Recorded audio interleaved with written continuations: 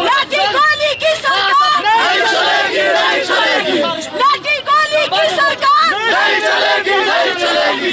लाठी गोली की सरकार नहीं चलेगी, नहीं चलेगी। इम्पोर्टेड हुकूमत, इम्पोर्टेड हुकूमत,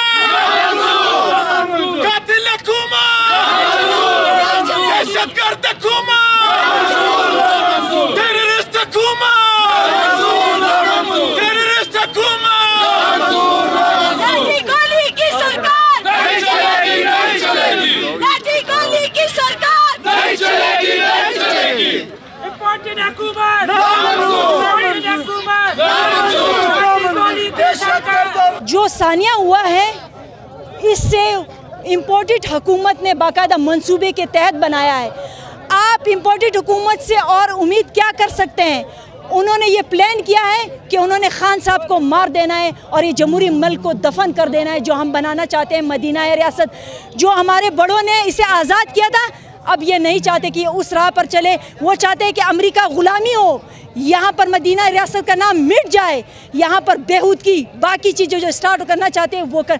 चाहे अमेरिका यहाँ कुछ भी करना चाहे, वो चाहे यहाँ से ईरान को दफनाना चाहे, चाहे अफ़गानिस्तान को, लेकिन खान साहब पे जो आज गोली चली है, खान साहब पर नहीं चली, ये पूरी रियासत पर चली है। ये पूरे रियासत के लिए कफन बना ले, ये पूरे रियासत को दफनाने के लिए इंतज़ाम कर ले।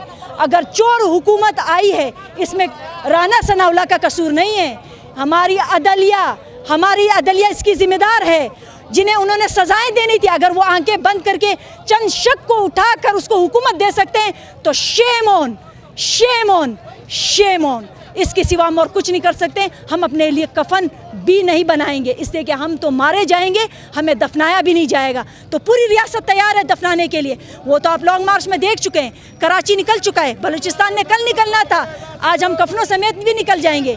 आप दफना दे राना सनाउल्लाह, आपने खान को दफनाना है तो पूरी कौम को भी दफनाने के लिए तैयार हो जाओ। ये सिर्फ म्यूज़िकों का लॉन्ग मार्च नहीं था, ये सिर्फ म्यूज़िक्स में बजने वाला लॉन्ग मार्च नहीं था, ये इस्लाम की रियासत के नाम पर बनने वाला दोबारा ये मुल्क था और बन कर रहेगा। खान साहब को अल्लाह ताला ज़िंदगी दे, अल्लाह ने उसे बहुत लंबी उम्र दी है। राना सनाउल्लाह, तुम ये याद करोगे जब तुम वापस शिकंजे में आओगे और हमारी अदलिया शर्मिंदा होंगी अपने फ़ैसलों पर, इंशाअल्लाह ताला। पूरा बलूचिस्तान आज अगर निकला है तो पूरी कराची में, पूरे मुल्क में क्या हाल होगा। तो खुदारा होश के नाखून लो मेरे इधारों, अपने ही लोगों को मत मारो। लोगों को मारोगे तो खाओगे किधर से, कमाओगे किधर से, तुम्हारे वादा कौन करेगा, तुम्हें टैक्स कौन देगा। मुल्क को बर्बाद करोगे, दुनिया में तुम पर एलिगेशंस लग जाएंगे, फिर तुम्हारी कोई फोर्सेस हमारी ज़रूरत नहीं है।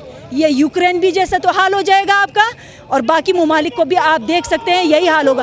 अफ़गानिस्तान जैसा हाल होगा तुम्हारा, फिर जहाज़ों पे लटकोगे, लेकिन जगह छुपने के लिए नहीं मिलेगी, जैसे तालिबान से नहीं मिली थी। वो गैरतमंद कौम है, ये भी वही कौम का हिस्सा है। यहाँ पर हर बच्चा जो पैदा हुआ है उसकी नस्ल में से है, ये याद रखना। पिछले 6 दिनों से जिस तरह हमारा ये पुरअमन हकीकी आज़ादी की रैली जारी थी, हमने कहीं भी पूरे लाहौर लिबर्टी से लेके हमने गुजरांवाला तक सफ़र किया बड़े पुरअमन अंदाज में। परसों खुद मैं कंटेनर पे था तो खान साहब हमें बार बार ये इंस्ट्रक्शन दे रहे थे कि हमने पुरअमन रैली करना है। तो जैसे ही हम जो ये नून के गढ़ में दाखिल हो जाते हैं, वो ये इस चीज़ को देखते हैं कि ये जो हमारा गुजरांवाला है, जहाँ से हमारे MPs MNAs आते थे, ये हमारा नून लीग का गढ़ था, ये हमारे हाथ से निकलता जा रहा है। तो ये उनसे बर्दाश्त नहीं हुआ और उन्होंने आज इस रैली को जो है अपने ख्वाहिश के मुताबिक खूनी भी बना दिया, इसको जो है गैर महफूज भी बना दिया, इसलिए कि उनको खान साहब से डर है। क्योंकि खान साहब अगर दोबारा गवर्नमेंट पे आएंगे, वो तमाम कवानीन रिवर्स करेंगे जिन्होंने अपनी सेफ्टी के लिए बनाया था। स्पेशली नैब को उन्होंने एक डिमी बनाया, आप सब देख रहे हैं। मगर हमें अल्लाह से ये उम्मीद है कि हमारा लीडर सच्चा है, पाकिस्तान के लिए निकले, अल्लाह खुद उनकी हिफाजत करेगी, हमारी उम्मीद भी यही है।